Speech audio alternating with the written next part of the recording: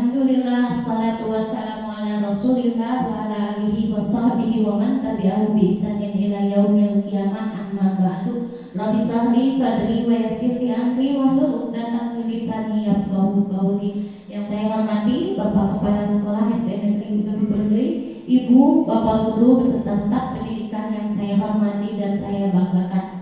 Puji dan syukur marilah kita sama-sama panjatkan kehadiran Allah Subhanahu wa Ta'ala yang telah mencurahkan nikmatnya kepada kita semua teramat banyak dan tak akan sanggup kita untuk menghitungnya. Wa in ta'udzu nikmatallahi la tuhsuha. Salawat beserta salam semoga senantiasa tercurah limpah kepada baginda alam, yaitu Habibana wa Nabiyana wa Maulana Muhammad sallallahu alaihi wasallam, yang telah membawa kita dari zaman jahiliyah, zaman penuh kebodohan, ke zaman yang terang benderang di bawah bendera keislaman. Kepada keluarganya, sahabatnya, juga kita selaku umatnya, semoga kita semua dijadikan umat yang selalu patuh setiap waktu dan selalu taat setiap saat. Amin ya robbal alamin. Ibu dan Bapak Guru, pertama saya ucapkan terima kasih atas kesediaannya hadir di acara Diseminasi Budaya Positif Aksi Nyata Modul 1.4 di SD Negeri Leuwih Bendri ini. Di sela-sela kegiatan kita yang begitu padat, bahkan rekan kita ada beberapa orang yang tidak bisa hadir karena mengikuti rangkaian HGN Hari Guru Nasional, juga kegiatan-kegiatan lainnya seperti AMPK dan lain sebagainya. Tapi apresiasi yang setinggi-tingginya Ibu dan Bapak Guru di sini bisa hadir menyaksikan acara aksi nyata pendidikan guru penggerak angkatan 9 ini.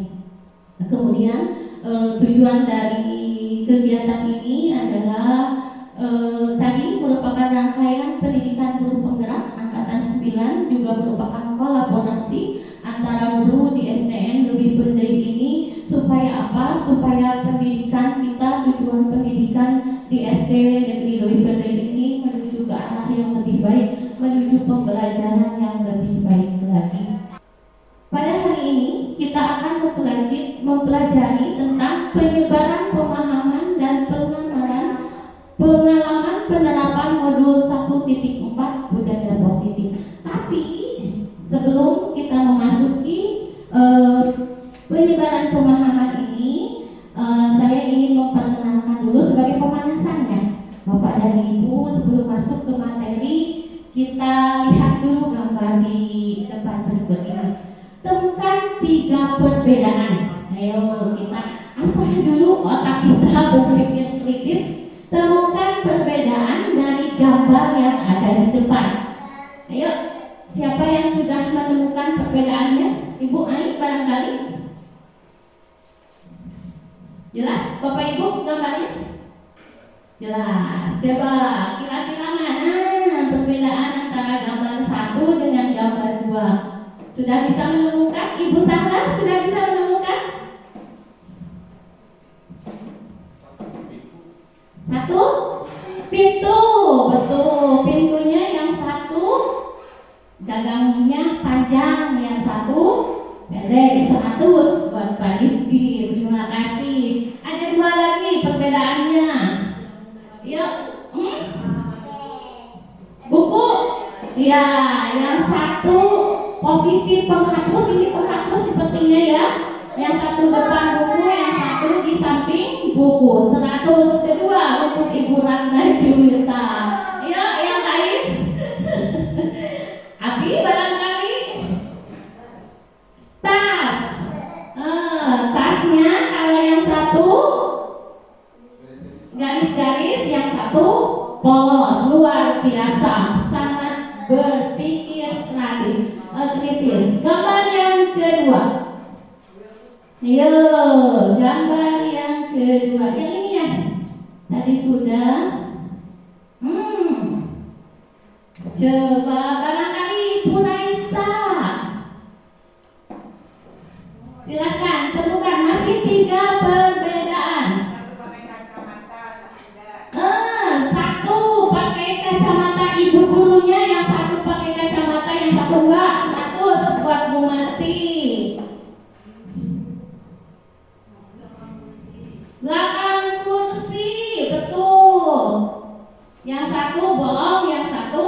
Penuh. Satu lagi, Ibu Bapak Guru, ayo semangat. Tanda tanya.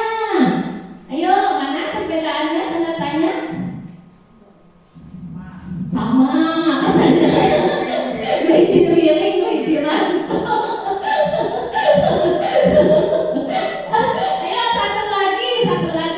Yang anak perempuan. Yang anak perempuan.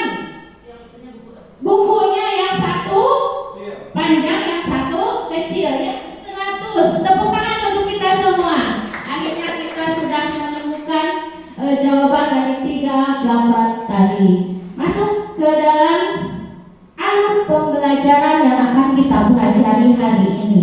Ibu dan Bapak, rangkaian kegiatan dari modul 1.4 ini mengenai budaya positif. Saya besarkan dulu. Ini terdiri dari 1. Perubahan paradigma belajar. Yang kedua, disiplin positif dan nilai kebajikan. Yang ketiga, hukuman, konsekuensi dan restitusi. Yang keempat, kebutuhan dasar manusia. Yang kelima, motivasi perilaku manusia. Yang keenam, posisi kontrol guru. Yang ketujuh, keyakinan kelas. Dan kedelapan, segitiga restitusi. Untuk 1 jam ke depan ini kita akan membahas hal ini satu persatu. Tentunya tidak akan secara rinci Bapak dan Ibu, karena mengingat waktu yang sangat terbatas dan materi pembelajaran kita yang sangat banyak. Masuki yang pertama, yaitu perubahan paradigma belajar.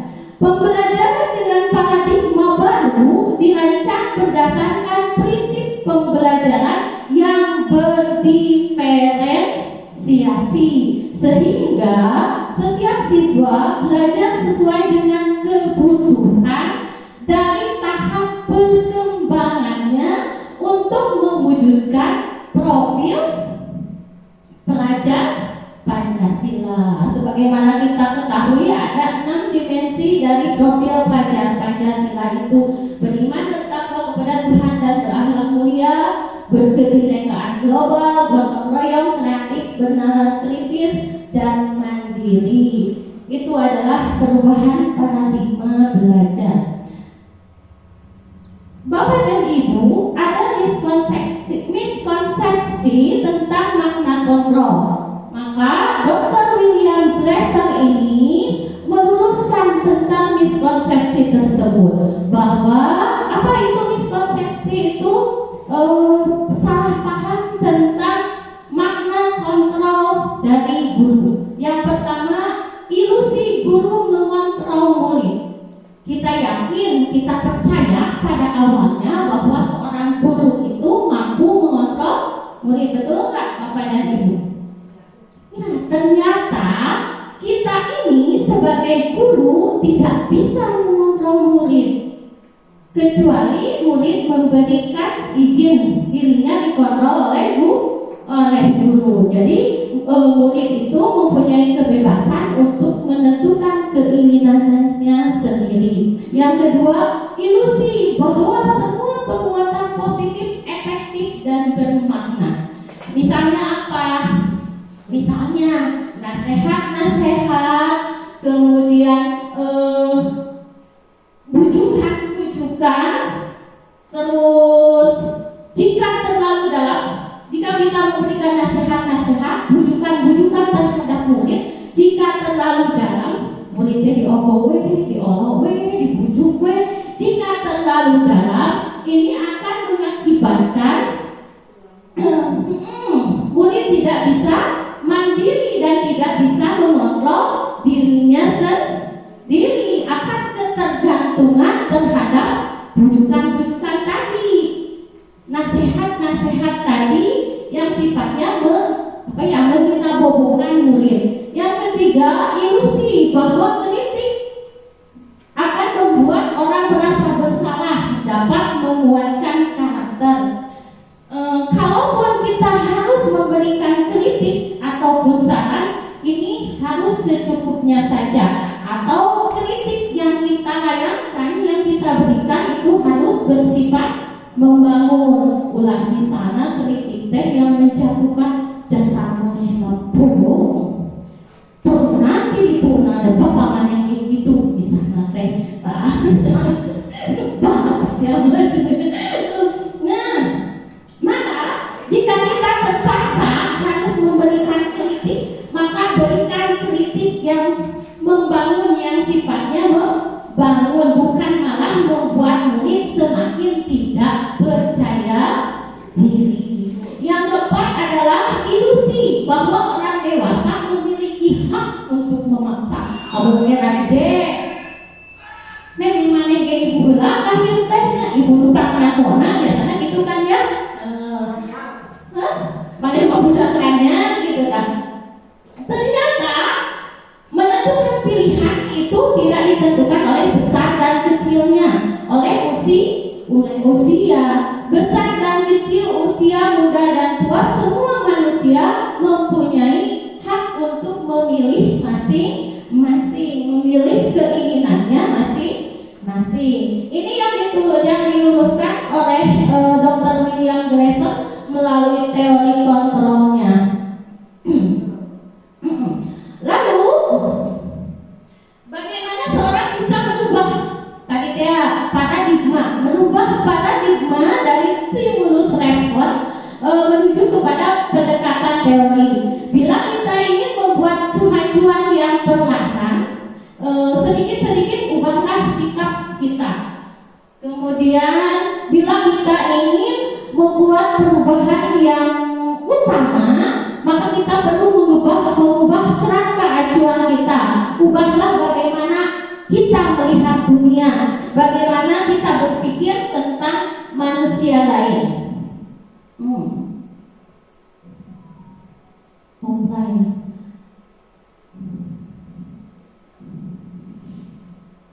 Ini Bapak dan Ibu, perbedaan antara stimulus respon tentang dunia dan teori kontrol tadi tentang dunia yang sudah diluruskan oleh Dr. William Glasser. Yang pertama, stimulus respon tentang dunia. Realitas kebutuhan kita sama. Sarua si A dan si B kebutuhannya sama. Ternyata realitas kebutuhan kita itu berbeda-beda. Kedua, semua orang melihat hal yang sama. Setiap orang, kalau menurut teori kontrol, setiap orang memiliki gambaran yang berbeda-beda. Terus kita mencoba mengubah orang agar berpandangan sama dengan kita. Kita berusaha memahami pandangan orang lain tentang dunia. Kemudian perilaku buruk dilihat sebagai suatu kesalahan.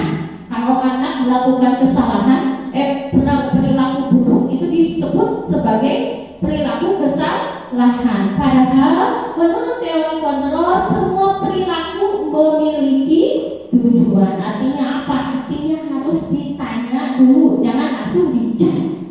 Mana masalah gitu. Tapi harus ditanya dulu sebab alasannya. Yang kedua, orang lain bisa mengontrol saya. Teori kontrol hanya Anda, hanya kita yang bisa mengontrol diri sendiri. Saya bisa mengontrol orang lain. Ternyata kata teori kontrol, kita tidak bisa mengontrol orang lain. Perbedaan ada pada saat bujukan gagal. Kolaborasi dan konsensus menciptakan pilihan-pilihan baru. Yang di sini model berpikir menenangkan, model berpikir menang kalah. Teori kontrolnya model berpikir menang. Jadi tidak ada kalah dan menang, tapi semuanya adalah sebagai pemenang. Kemudian Ibu dan Bapak Guru, tadi perubahan paradigma, sekarang masuk ke nomor 2, yaitu disiplin positif. Apa yang dimaksud dengan disiplin yang positif? Barangkali Ibu dan Bapak ada yang bisa menjelaskan? Betul, disiplin untuk menuju ke arah anak yang lebih baik lagi.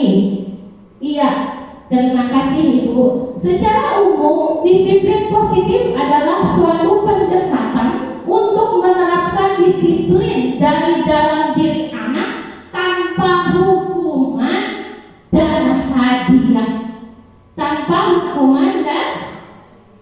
Bagaimana caranya kita menerapkan disiplin dalam diri, menumbuhkan motivasi intrinsik dari dalam diri tanpa hukuman dan hadiah. Disiplin positif perlu diterapkan baik dalam lingkungan keluarga maupun lingkungan sekolah. Betul nggak? Betul, di keluarga perlu disiplin, di sekolah juga perlu disiplin. Dengan menerapkan disiplin positif, diharapkan tindak kekerasan dapat dihindari. Nah, untuk menciptakan budaya disiplin positif ini, sekolah perlu menyediakan lingkungan yang positif, aman, dan nyaman agar murid bisa berpikir, bertindak, dan mencipta dengan merdeka, mandiri, juga bertanggung jawab. Lazimnya disiplin ini dikaitkan dengan kontrol tadi, dengan teori kontrol. Dalam hal ini kontrol guru dalam menghadapi murid. Bagaimana cara menerapkan disiplin positif ini? Nah, bagaimana cara menerapkan disiplin positif ini? Dengan menerapkan nilai-nilai kebajikan. Nilai-nilai kebajikan adalah nilai yang disepakati bersama, lepas dari suku bangsa, tanpa memandang suku bangsa, agama, bahasa, maupun latar belakangnya. Di depan sini sudah nampil contoh kebajikan universal, kebajikan, nilai-nilai kebajikan. Yang pertama adalah profil pelajar Pancasila, dan yang sebelah sini adalah 9 pilar karakter Indonesian Heritage Foundation atau IHF. Ini adalah contoh nilai kebajikan dari institusi atau organisasi. Kemudian masuk yang ketiga, didorong-dorongnya beres-beres. Masuk nilai yang ketiga, nomor yang ketiga adalah teori hukuman, konsekuensi, dan restitusi. Apa itu hukuman? Apa itu konsekuensi? Dan apa itu restitusi? Saya bagikan dulu lembar kerjanya. Harap nanti ibu dan bapak pelajari apa yang ada di sini.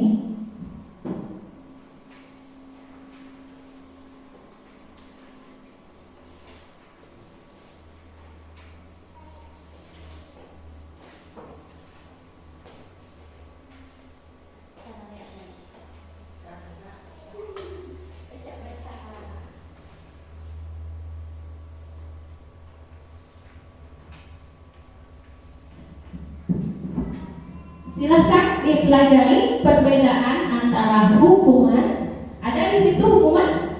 Ada ya? Kemudian konsekuensi dan restitusi.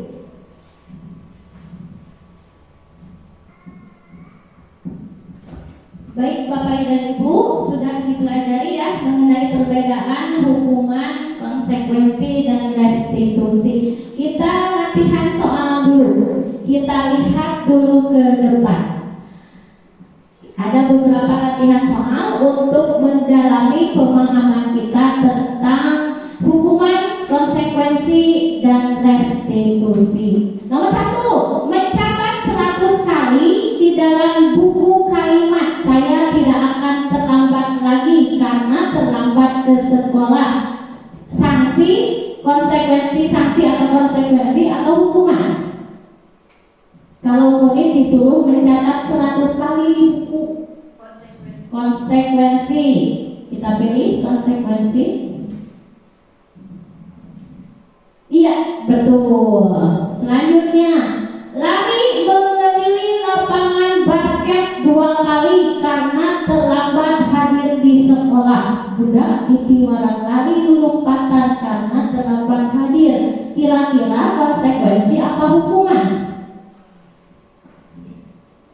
Hukuman. Ibu Sahla bilang hukuman. Kita cek. Iya, ternyata betul. Membersihkan coretan yang dibuatnya di meja tulis. Kira-kira konsekuensi atau hukuman? Konsekuensi, kata Ibu Mai. Kita cek jawabannya, ternyata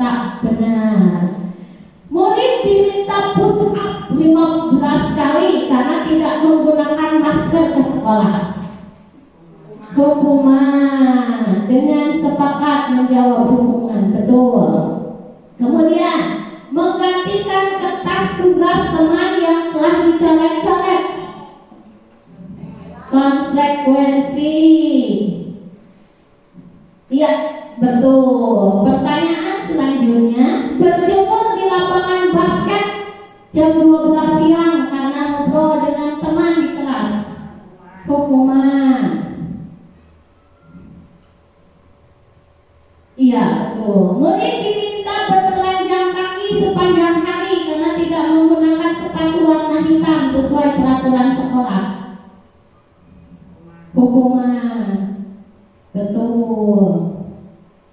Wah, berdiri di depan kelas sambil mengangkat kaki satu karena tidak bisa menjawab pertanyaan. Hukuman. Betul. Membersihkan tumpahan air di meja tulis karena tersenggol pada saat belajar. Konsekuensi. Kehilangan 10 menit jam istirahat untuk mengerjakan tugas karena terlambat datang dan tertinggal pelajaran selama 10 menit. Konsekuensi. Betul. Duduk di bangku di pinggir lapangan pada jam istirahat tidak diizinkan bermain oleh guru piket karena mencederai teman saat bermain di lapangan. Konsekuensi. Betul. Terlambat hadir di pembelajaran daring 15 menit diminta tinggal 15 menit untuk membahas ketertinggalan pembelajaran. Konsekuensi. Boleh, betul. Kemudian lari mengelilingi lapangan basket. Lari mengelilingi lapangan basket ketika pelajaran olahraga.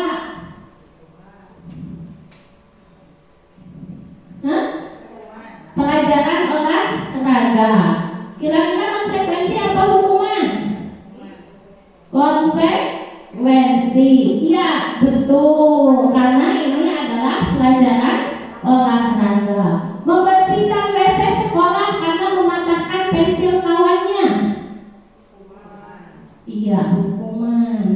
Betul. Ya, nilainya luar biasa petik. 14 dari 14 pertanyaan. Tepuk tangan untuk kita semua. Ternyata kita sudah memahami perbedaan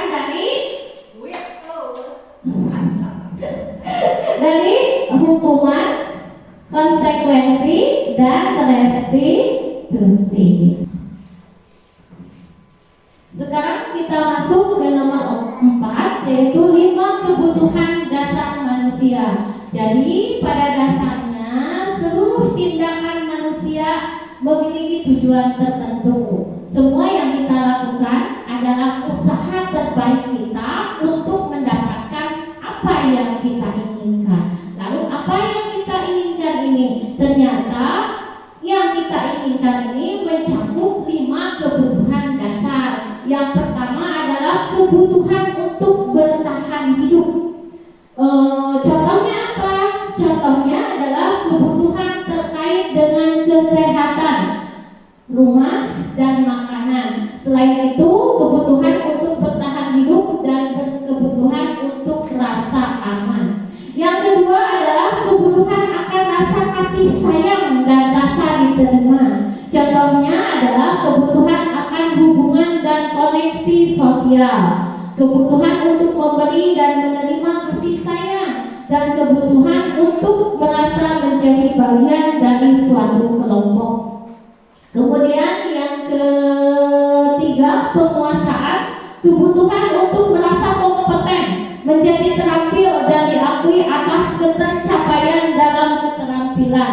Selain itu, didengarkan, dapat memberikan dampak dan pengaruh, dan juga mempunyai rasa harga diri. Yang keempat adalah kebutuhan dasarnya adalah kebebasan.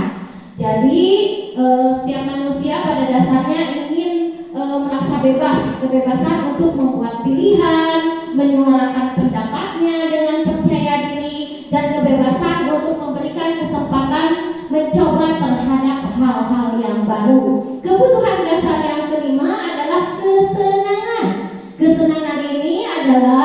kebutuhan untuk mencari kesenangan, bermain dan tertawa. Semua orang tentunya senantiasa berusaha untuk memenuhi kebutuhannya dengan berbagai cara. Bila mereka tidak bisa mendapatkan kebutuhannya dengan cara yang positif, tidak jarang mereka bisa melanggar peraturan atau melakukan hal-hal yang tidak sesuai dengan nilai-nilai kebajikan ini. Kemudian yang selanjutnya adalah motivasi perilaku manusia. Menurut Diane Gordon, ada 3 motivasi perilaku manusia. Motivasi yang pertama adalah untuk menghindari ketidaknyamanan atau hukuman. Ini adalah tingkat terendah dari motivasi perilaku manusia. Seenaknya Bapak dan Ibu gini, lamun ulah melaksanakan pelanggaran sosial atau apa, suka ada rasa tidak nyaman, tidak di hati Bapak dan Ibu. Nah, daripada ada rasa tidak nyaman, maka pilihannya kita harus taat terhadap peraturan dengan melaksanakan disiplin positif. Yang kedua adalah perilaku manusia ini mendapatkan imbalan atau penghargaan dari orang lain.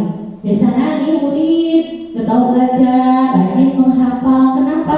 Karena ingin mendapatkan penghargaan, kayak menjadi ranking misalnya, atau kalau lomba-lomba ingin jadi juara.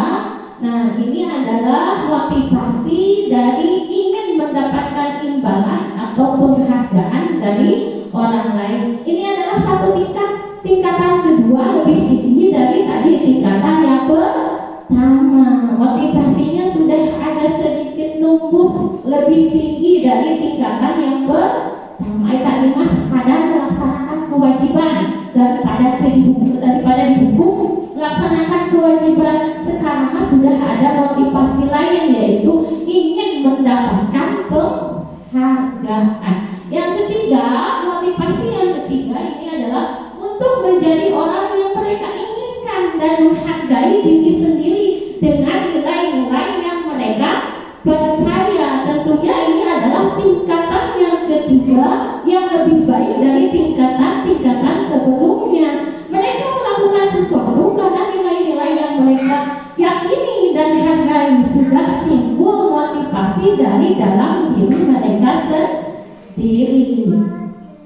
Jadi yang diharapkan kita melakukan berbagai macam aktivitas ini, tentunya selain motivasi yang pertama, yang kedua, yang lebih baik adalah di motivasi yang ketiga, yaitu mempunyai nilai dari diri sendiri. Kemudian yang enam adalah posisi kontrol guru.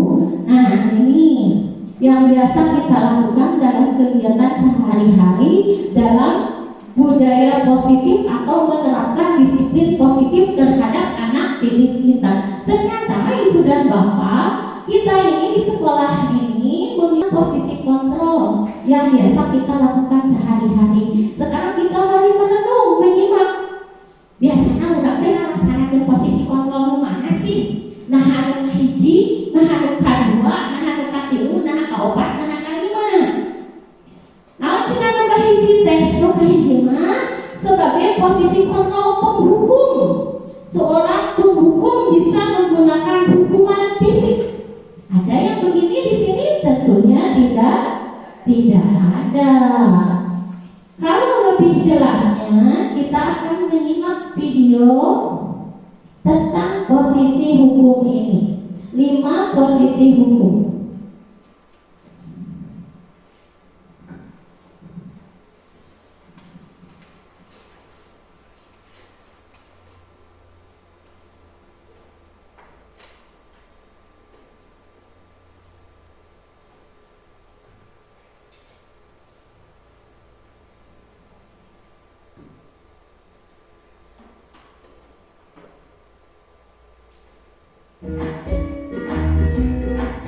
Ya, Bapak dan Ibu, kita simak 5 posisi kontrol. Hebat. Dalam penerapan disiplin positif restitusi, salah satu program yang dikembangkan adalah 5 posisi kontrol. 5 posisi kontrol dalam restitusi adalah proses perjalanan seorang pendidik agar dapat mengenali dirinya. Pada video kali ini, kita akan membahas tentang 5 posisi kontrol yang dikembangkan oleh Diane Dawson dan contoh penerapannya.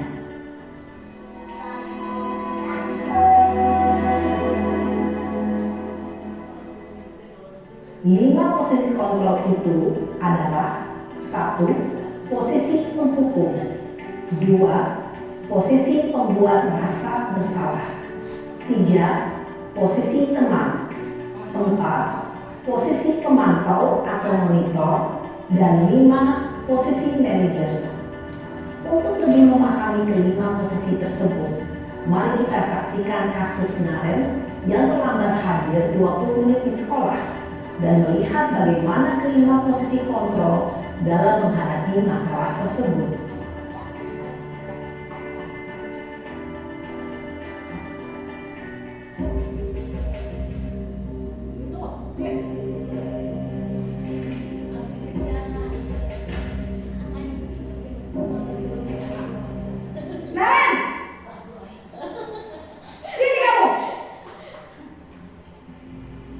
Selamat pagi, Bu.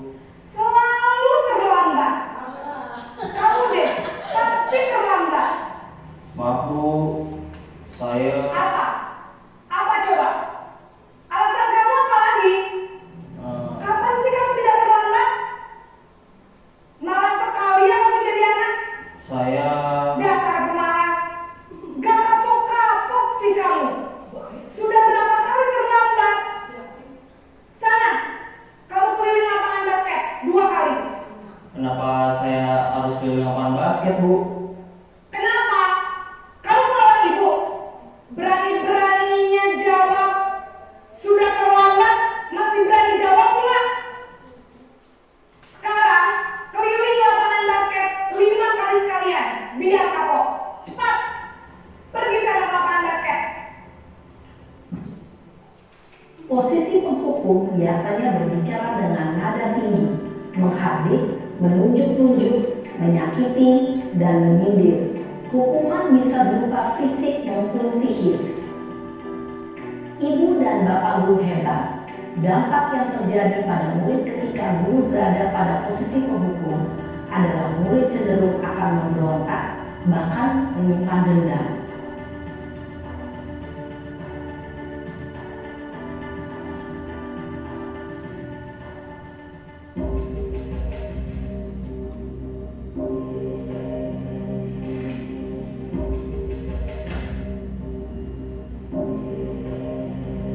Naren!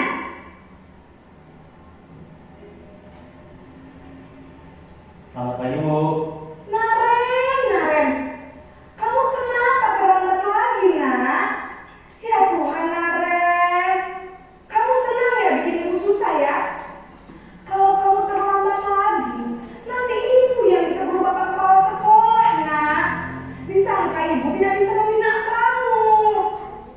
Duh, gimana ini? Maaf, Bu. Duh, Gusti Naren. Kamu suka ya kalau ibu ditegur bapak kepala sekolah? Terus, sekarang ibu harus tulis apa yang di buku absen? Ini kamu sudah sering terlambat loh. Ibu harus apa coba? Maaf, Bu. Maaf sekali. Ya sudah, lain kali jangan bikin ibu susah lagi ya, nak ya. Ibu tidak akan kuat lagi kalau kamu gini terus. Bisa jantungan kalau ibu tegur bapak kepala sekolah. Sana cepat ke kelas. Maaf ya, Bu. Maaf sekali.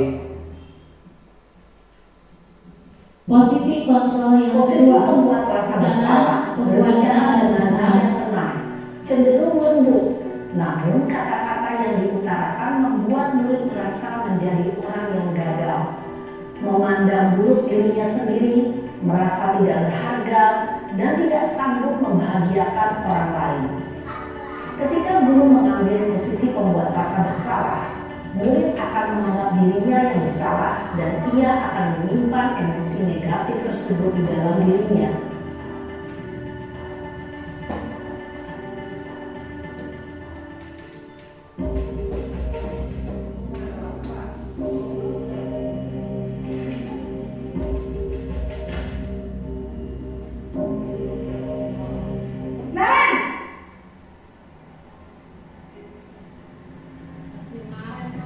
Selamat pagi Bu.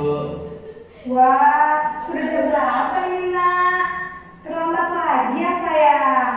Iya Bu, habis ibu saya lupa bangunkan saya Bu.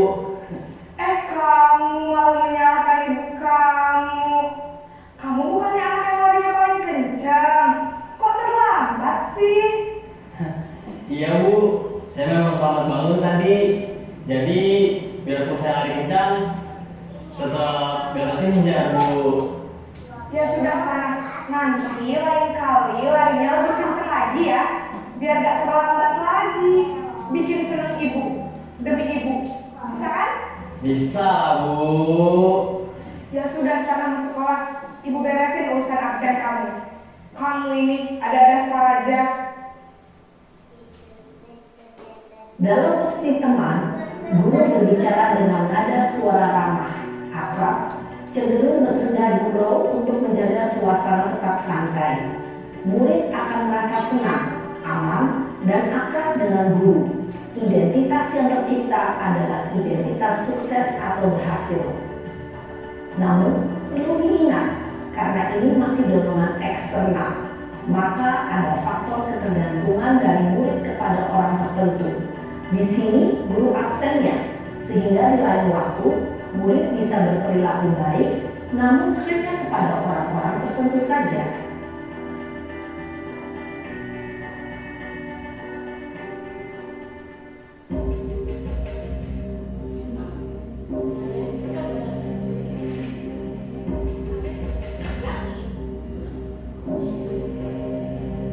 Naren!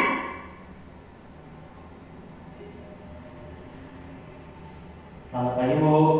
Naren, apa peraturan sekolah kita tentang jam berapa kita harus masuk sekolah, nak? Kita harus di sekolah jam 7 Bu. Iya betul, sekarang sudah jam 7.20. Naren sudah tahu konsekuensinya jika terlambat hadir. Paham Bu, saya harus tinggal kelas pas jam istirahat selama 20 menit. Iya benar, konsekuensinya demikian. Jadi nanti jam 9.30 pas istirahat, kamu harus tinggal di kelas, kerjakan tugas tambahan untuk ketertinggalan kamu, ya? Baik Bu. Posisi pemantau mengandalkan penghitungan atau data untuk mengontrol murid. Guru mengarahkan murid berdasarkan peraturan dan konsekuensi. Seorang pemantau menunjukkan bahasa tubuh dan ekspresi wajah yang datar dan cenderung formal.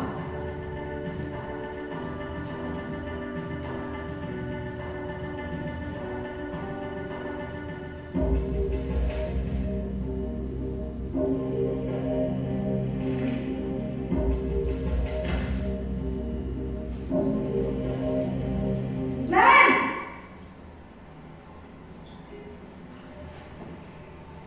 Selamat pagi Bu. Selamat pagi, Naren. Maaf Bu, saya terlambat. Iya, sekolah masuknya jam 7, sekarang sudah jam 7.20. Jadi sekarang bagaimana ini, Naren? Maaf Bu, saya lupa setel alarm saya semalam. Baiklah, menurut kamu, keyakinan sekolah yang mana yang perlu kamu tingkatkan? Menghargai diri sendiri dan orang lain mungkin ya Bu. Setuju. Jadi, apakah Naren meyakini prinsip saling menghormati tersebut? Iya Bu, saya meyakininya. Apakah Naren bersedia memperbaiki masalah keterlambatan ini? Bersedia Bu. Bagaimana kamu akan perbaiki masalah keterlambatan ini? Saya akan coba untuk tidak lupa menyetel alarm saya Bu. Baik, kalau Naren lupa menyetel alarm di rumah, ada orang yang kira-kira bisa bantu mengingatkan tidak? Ada Bu, kakak saya, Kak Emma. Ada lagi selain Kak Emma? Selain Kak Emma, ada ibu saya. Baik, jadi yang mengingatkan Naren adalah Kak Emma dan ibu kamu ya? Kira-kira akan mulai setel alarm kapan ya, Naren? Setelah pulang sekolah, akan segera saya lakukan. Baik, jadi Naren akan setel alarm untuk bangun besok pagi dan akan diingatkan oleh kakak dan ibu dan Naren ya. Ada lagi yang mungkin perlu dilakukan, Naren, agar tidak terlambat bangun lagi. Tidak ada Bu. Baik, Naren, terima kasih kasih untuk kerjasama kamu. Sekarang kamu perlu kembali ke kelas untuk belajar. Baik Bu, terima kasih. Posisi manajer adalah posisi kontrol yang disarankan untuk membimbing murid memiliki sikap disiplin yang positif, yaitu murid yang mandiri, bertanggung jawab, dan dapat memecahkan masalah. Tujuan dari posisi ini adalah agar murid dapat berefleksi atas tindakannya. Guru akan dengan tulus memberikan pertanyaan-pertanyaan bermakna, sehingga membuat murid dapat belajar dari kesalahannya dan mencari sebuah solusi untuk menyelesaikannya. Ibu dan Bapak guru hebat, setelah mengamati adegan kelima posisi kontrol tadi, Iya. kira-kira posisi mana yang paling ideal? Kira-kira Ibu dan Bapak guru mana yang posisi yang paling ideal? Yang terakhir yaitu posisi sebagai manajer. Kemudian posisi mana yang dapat menunjang motivasi intrinsik murid? Tentu posisi manajer. Posisi mana? Posisi mana yang dapat menunjang motivasi intrinsik murid? Tentunya posisi sebagai manajer. Betul. Manajer. Posisi ini memang posisi ideal yang ingin dituju setiap pendidik. Pada posisi inilah guru dapat menerapkan disiplin positif yang berpihak pada murid, yang memerdekakan murid. Perjalanan seorang pendidik tentunya tidak mudah untuk sampai pada posisi seorang manajer. Namun, tujuan kita pasti, yaitu menciptakan murid-murid yang mandiri, merdeka, dan bertanggung jawab. Semoga penggambaran 5 posisi kontrol yang telah diperlihatkan ini dapat menjadi ajang refleksi bagi kita semua, agar dapat terus mengasah dan menerapkan disiplin positif yang memerdekakan murid. Mari terus berlatih dan bersemangat. Selamat menerapkan. Iya, tadi kita sudah belajar mengenai 5 posisi kontrol. Posisi apa saja? Yang pertama Ibu sebagai penghukum. Yang kedua pembuat rasa bersalah. Yang ketiga posisi kontrol sebagai teman. Yang keempat sebagai pemantau, dan yang kelima sebagai manajer. Jadi tadi sudah dibilang mana yang terbaik dari 5 posisi kontrol ini? Tentunya posisi sebagai manajer. Kita berefleksi sebentar Bapak dan Ibu. Barangkali ada yang mau menyampaikan pendapat. Bu Hikmah mungkin barangkali selama ini kita di posisi yang mana sih? Kita ini sebagai pendidik berada di posisi mana sih? Terus ke depannya akan seperti apa? Mungkin selama ini kita terkadang berada di posisi penghukum, kadang ya. Kalau ketika melihat anak-anak yang sulit diatur, itu kadang kan kita juga tidak bisa mengontrol emosi ya. Kesal gitu, sehingga kita sering sekali berbicara dengan nada yang tinggi kepada anak-anak tanpa mempedulikan akibat yang akan dialami oleh anak tersebut. Nah, mungkin untuk kedepannya saya harap kita juga bisa menjadi seorang guru yang tadi yang bisa memanage, yang menjadi sebagai manajer untuk anak didik kita. Ya, terima kasih. Terima kasih kepada Bu Hikmah sudah menyampaikan refleksinya. Bu Ai, Badek. Nah, pada dasarnya kita semua tidak dipungkiri ya, kita seringkali menjadi posisi sebagai penghukum karena emang emosi, kesal dan sebagainya. Tapi kedepannya kita akan berlatih untuk mencapai posisi sebagai manajer supaya bisa menciptakan murid-murid yang mandiri, bertanggung jawab dan merdeka. Kemudian kita akan masuk ke nomor yang selanjutnya. Masuk ke nomor yang ke-7, yaitu tentang keyakinan kelas. Ya, nomor 7 adalah keyakinan kelas. Mengapa keyakinan kelas? Mengapa tidak peraturan kelas saja? Kenapa harus keyakinan kelas? Jawabannya adalah, coba barangkali ibu dan bapak ada yang bisa menanggapi. Mengapa keyakinan kelas? Mengapa tidak peraturan kelas saja? Coba kita jawab ke pertanyaan-pertanyaan berikut dulu. Mengapa kita memiliki peraturan tentang penggunaan helm pada saat mengendarai kendaraan roda 2 atau motor? Kenapa? Yaitu untuk keselamatan, mentaati betul peraturan pemerintah. Kemudian yang kedua, mengapa kita memiliki peraturan tentang penggunaan masker dan mencuci tangan setiap saat? Untuk menjaga kesehatan, juga bisa untuk menjaga keselamatan. Jadi nilai-nilai keselamatan atau kesehatan inilah yang kita sebut sebagai suatu keyakinan, yaitu nilai-nilai kebajikan universal yang disepakati secara tersirat dan tersurat, lepas dari latar belakang agama, suku bangsa, bahasa maupun negara. Kemudian yang selanjutnya, pembentukan keyakinan kelas. Keyakinan kelas bersifat lebih abstrak daripada peraturan yang lebih rinci dan konkret.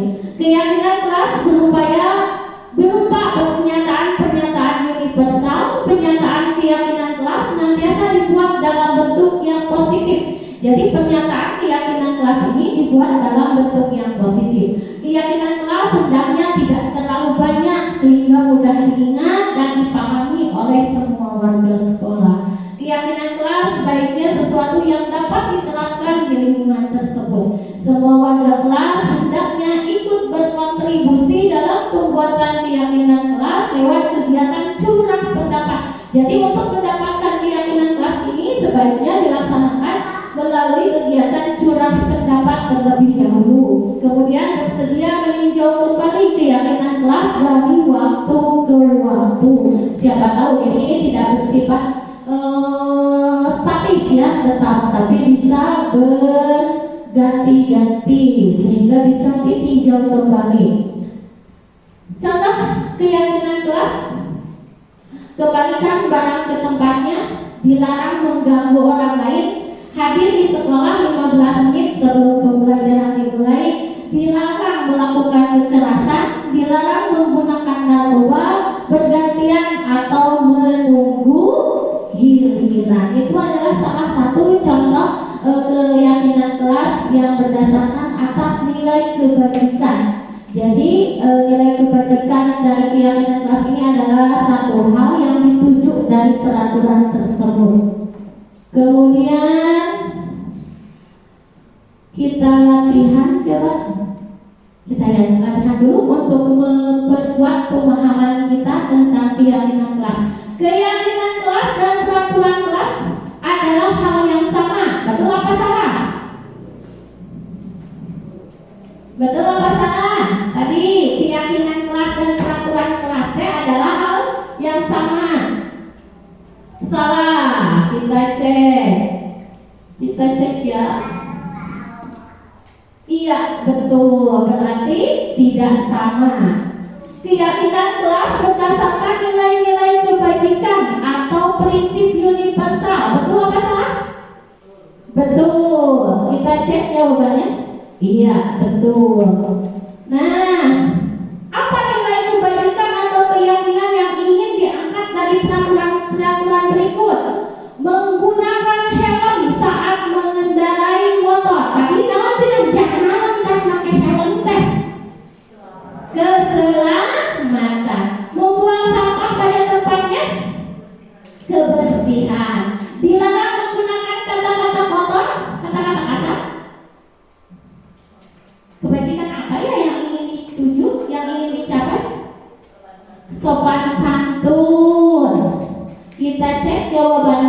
Bisa saja beda, bisa saja lebih dari satu jawabannya. Yang satu keselamatan, betul, menjaga kebersihan, tadi bersikap sopan santun atau saling hormat, menghormati. Itu berarti kita sudah mengetahui, sudah memahami tentang kebajikan kelas. Kemudian yang terakhir adalah segitiga restitusi. Ini adalah poin utama dari diseminasi kita, memahami segitiga restitusi.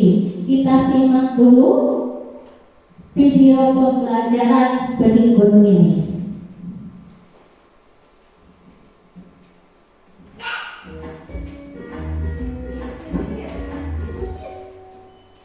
Salam dan bahagia Ibu dan Bapak Guru hebat. Pada video kali ini kita akan membahas tentang salah satu program disiplin positif yang diterapkan di lingkungan sekolah yang dikenal dengan nama restitusi.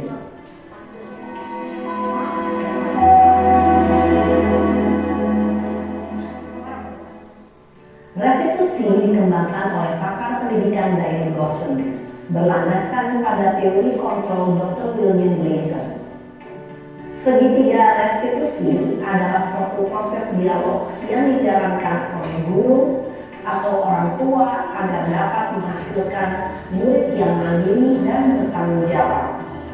Pada saat guru di posisi manajer, aspek yang dikembangkan pada murid adalah motivasi intrinsik, sehingga penanaman nilai-nilai kebajikan dapat tumbuh dan berkembang menjadi suatu kebiasaan positif yang akhirnya membentuk karakter murid.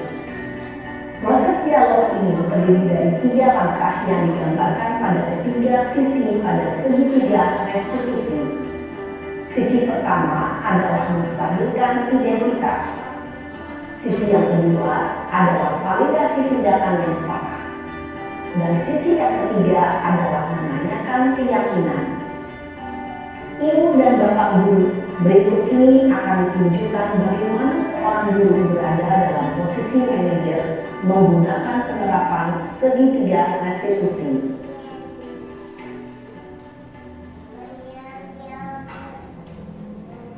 Bapak dan Ibu tolong disimak karena habis ini kita praktek ya untuk melaksanakan segitiga restitusi ini. Ada yang dari muridnya, nanti ada yang dari Ibu Bapak gurunya. Kenapa hari ini ada di sini? Kesel Pak, kesel banget. Masa aku dikatain suap fitnah Pak? Ya aku marah lah. Aku gak dikatain Eka di depan kelas. Kesel banget. Oh begitu. Ya pasti kamu marah dan kesal. Bapak juga akan marah apabila ada yang menuduh Bapak seperti itu.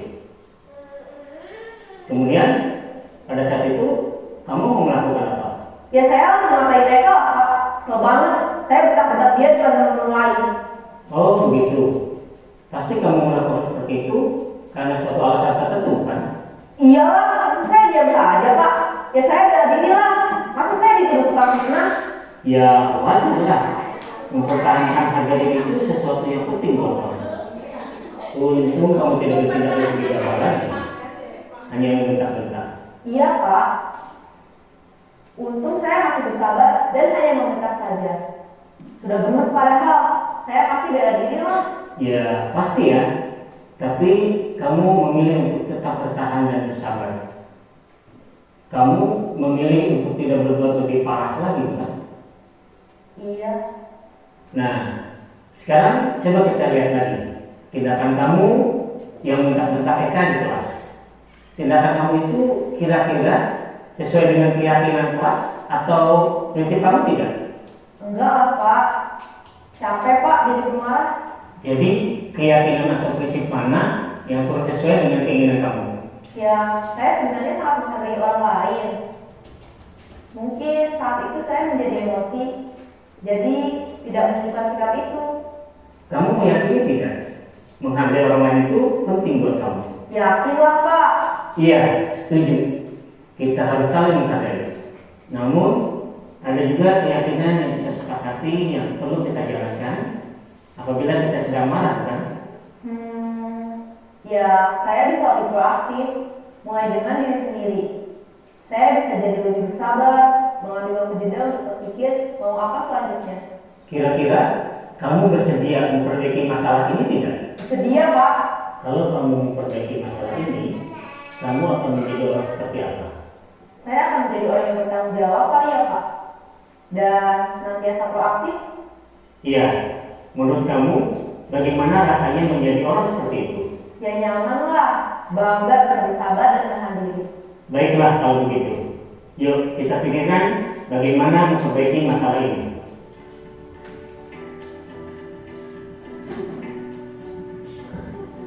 Ya, itu adalah salah satu Kamu contoh hebat. Baru saja kita segitiga menyaksikan restitusi. contoh bagaimana seorang guru berada dalam posisi manajer menggunakan penerapan segitiga restitusi. Mari kita bahas satu persatu. Pada sisi pertama, menstabilkan identitas berdasarkan pada prinsip bahwa membuat kesalahan adalah bagian dari proses pembelajaran. Sisi pertama dari segitiga ini berperan menggeser identitas murid dari identitas gagal ke identitas sukses. Murid yang sedang bertingkah laku yang tidak pantas atau menarik diri saat itu sedang mengalami identitas gagal. Bila kita mengkritiknya, maka posisinya tidak akan berubah. Kita bisa mengajukan pernyataan-pernyataan ini. 1. Membuat kesalahan sesuatu yang wajar. 2. Manusia tidak ada yang sempurna. 3. Kita bisa memperbaiki masalah ini. 4. Saya tidak menanyakan kesalahannya. Saya lebih fokus bagaimana memperbaiki masalah ini. 5. Apakah saat ini kamu telah menjadi orang yang baik untuk dirimu sendiri? Pada sisi kedua, validasi tindakan yang salah berlandaskan pada prinsip bahwa setiap perilaku berupaya memenuhi suatu kebutuhan tertentu. Guru yang telah memahami teori kontrol akan bergeser dari pemikiran stimulus respon menjadi proaktif dan mencoba untuk mengenali tujuan dari perilaku murid. Mengenali dan mengakui kebutuhan murid ini dapat memperbaiki hubungan dengan murid tersebut. Pernyataan atau pertanyaan bisa disampaikan dengan nada suara tidak menghakimi atau memojokkan, sehingga dapat mengembalikan murid pada posisi positif. 1. Kamu bisa saja bertindak lebih gegabah lagi dari ini. 2. Kamu bukan melakukannya tanpa suatu alasan tertentu. 3. Kamu melakukannya karena mempertahankan sesuatu yang penting bagimu. 4. Mungkin kamu bisa mempelajari suatu perilaku baru yang lebih efektif. Bersediakah kamu mempelajarinya? Selanjutnya, kita akan simak sisi terakhir, yaitu menanyakan keyakinan. Teori kontrol menyatakan bahwa pada dasarnya kita termotivasi secara intrinsik. Pada saat perilaku yang salah telah divalidasi dan identitas sukses telah stabil, maka murid telah siap mengaitkan keyakinan-keyakinannya dengan tindakannya yang salah dan pemikirannya telah bergeser ingin menjadi orang yang dituju. Pertanyaan-pertanyaan ini dapat mengaitkan keyakinan-keyakinan yang dianut murid. 1. Sebagai keluarga atau kelas, apa yang kita yakini? 2. Nilai-nilai apa yang telah kita sepakati? 3. Seperti apa gambaran sebuah kelas yang ideal bagi kamu? 4. Kamu ingin menjadi orang seperti apa?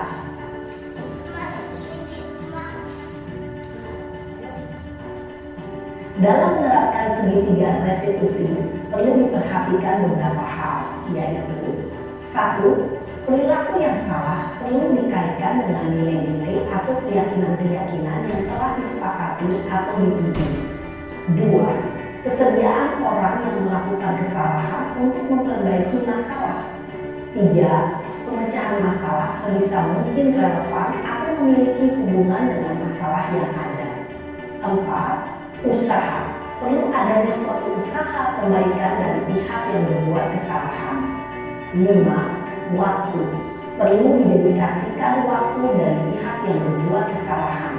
Tanyakan kapan akan mulai diberlakukan usaha untuk memperbaiki masalah. Dengan memahami struktur penerapan segitiga restitusi, diharapkan guru dapat menerapkan posisinya sebagai manajer dengan mengajukan pertanyaan-pertanyaan bermakna yang dapat membuat murid menjadi lebih percaya diri, bertanggung jawab, dan mandiri. Nah, ibu bapak guru perlu tidaknya mengikuti ketiga tahapan dalam segitiga restitusi bergantung pada ringan beratnya suatu permasalahan.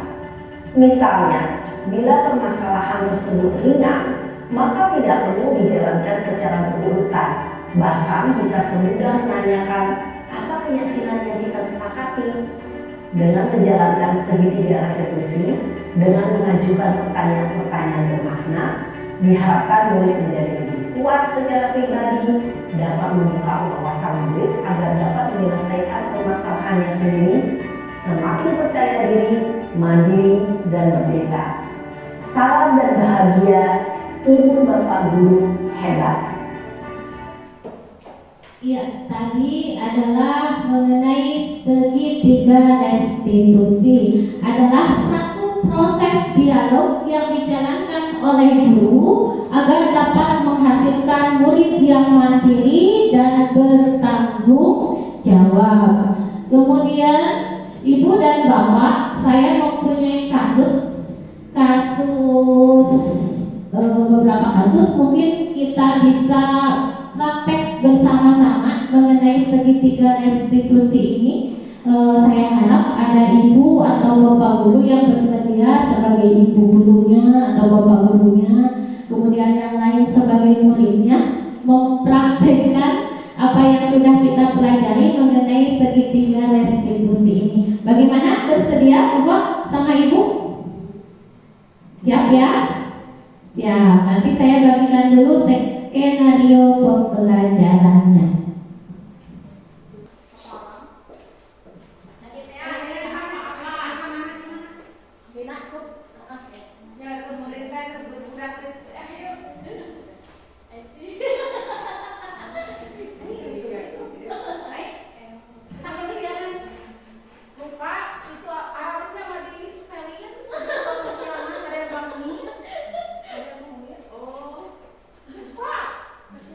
Biasanya siapa yang bangunin selain alarm? Adik kami. Kemudian siapa lagi? Bibi. Kira kena guru hukum apa? Manajer memang halus manajer. Nah, besok lagi selain alarm, nah adik, kemudian kakak, kemudian ibu suruh untuk membangunkan ya. Ya Bu, tangga. Ya Bu. Makasih. Ya, itu contoh ibu dan bapak, contoh dari penerapan segitiga restitusi.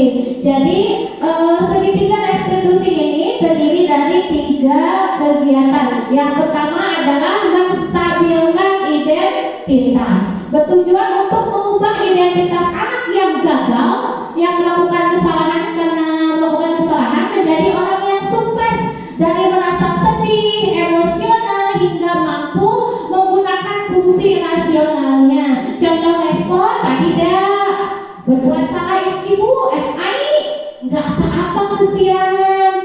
Setiap manusia pasti pernah melaksanakan kesalahan, termasuk ibu juga pernah kesiangan kan datang ke sekolah. Tapi, pakai tapinya, saya juga pernah membuat kesalahan seperti itu. Tapi ibu di sini bukan ingin mencari mana yang benar dan mana yang salah, tapi kita bersama-sama mencari solusi dari permasalahan yang Ain hadapi tadi. Selain alarm yang membangunkannya, siapa lagi sih di rumah yang bisa membangunkan sehingga nanti kedepannya tidak akan kesiangan lagi. Kemudian tadi menstabilkan identitas. Yang kedua adalah validasi dari tindakan yang salah. Proses untuk memahami kebutuhan apa yang sedang berusaha dipenuhi oleh murid. Bukan berarti menguatkan tindakan yang salah, bukan berarti usaha dibenarkan, tapi tindakan salah itu tidak pantas dilakukan. Namun di sini lebih menguatkan pemahaman kita akan alasan dari murid melakukan tindakan tersebut. Tadi kan kalau anak berbuat tidak disiplin langsung dijudge, kamu salah. Tadi ya, tidak stimulus respon karena teori kontrol. Di dalam teori kontrol harus menanyakan apa alasan dari perbuatan tersebut. Terus contoh responnya, kamu pasti punya alasan melakukan hal itu. Kamu boleh mempertahankan sikap itu, tapi kamu harus menambahkan sikap yang baru. Kemudian yang ketiga dari segitiga restitusi ini adalah menanyakan keyakinan. Proses di mana murid menghubungkan dirinya dengan nilai-nilai yang dipercaya. Artinya Bapak dan Ibu, sebelum kita masuk ke dalam segitiga restitusi ini, di kelas kita harus mempunyai keyakinan kelas. Ibaratnya kita mau makan, mau sarapan, tak segala ayah, nasi goreng ayah, daging ayam ayah, telur mata sapi ayah, tapi piringnya teu ayah. Kira-kira kumaha tah? Ngawadahana dina naon? Jadi untuk menerapkan segitiga restitusi ini kita harus punya dulu keyakinan kelas tadi yang didasarkan pada nilai-nilai kebaikan universal. Terus nilai keyakinan kelas tadi harus bersifat kalimat yang positif. Contoh respon untuk menanyakan keyakinan adalah nilai apa sih yang kita percaya? Apa keyakinan kelas kita? Nah itu. Bapak dan Ibu yang saya hormati, kita sudah masuk ke tahap akhir, yaitu segitiga restitusi. Kesimpulan, dalam proses pendidikan guru berperan sebagai pemimpin pembelajaran. Seorang pemimpin pembelajaran tentunya harus bisa menciptakan budaya positif di sekolah. Penciptaan budaya positif ini dapat dilakukan dengan menerapkan konsep-konsep inti seperti disiplin positif, motivasi perilaku, hukuman dan penghargaan, posisi kontrol, restitusi, keyakinan sekolah atau kelas, dan segitiga restitusi.